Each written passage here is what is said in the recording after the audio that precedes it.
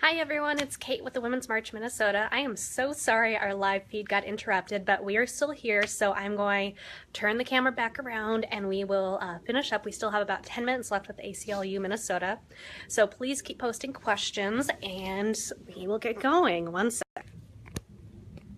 Okay, getting the camera set up again. Again, I am so sorry to everyone that was watching. That was my camera, my bad. Yeah, so I was talking about your rights around protesting. So generally the way it goes is that if you are a small group, you almost never need a permit. So if you're talking about you and 10 friends decide to go have a protest along a sidewalk, you're not blocking traffic on the sidewalk, you're not blocking traffic on the street, you generally never need a permit for something like that. Once you get to a larger group, and every city is slightly different about what that number is, generally something over 30 people, and you're going to be impeding traffic on the sidewalk or on the street, that's when typically you would need a permit.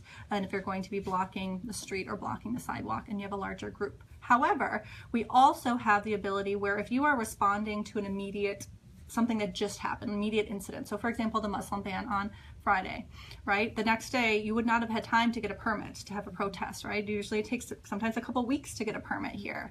Then you can have a protest that blocks the street, that marches down the street, right? That blocks things without the need for a permit. And then you have less rights when there can be even more limitations on a limited public forum, right, Terry? Yep. And if you want to, yeah. So the world is divided between public forums and non-public forums. So the public forums are the streets, sidewalks, parks, things like that. Non-public forums are government property that are generally reserved for the business of government. So a state capitol hearing room would be a non-public forum. But even in those areas, the government will often designate them for speech activities. So for example, at the state capitol, you can rent a hearing room when it's not being used for government activities to have your event. And so in those cases, the government has the ability to set more rules, but they cannot be viewpoint based. They cannot say, oh, Black Lives Matter, Minnesota Women's March, we don't like what you have to say. We don't like your positions. We only want to talk to men and men's rights advocates, so we're not going to rent out to you. They can't do that. They can't do it on viewpoint. They can't restrict based on content unless they have a compelling reason to do so.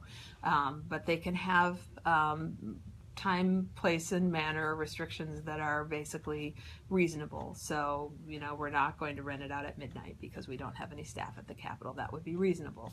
But saying you can only have 15 minutes in this room once a year, that might not be reasonable. Given demand. So and generally the way our Capitol works, if the Capitol is in session, the doors are generally unlocked, right? So if there's in session, you should be able to be there, even if you're not part of a big protest. If you just want to show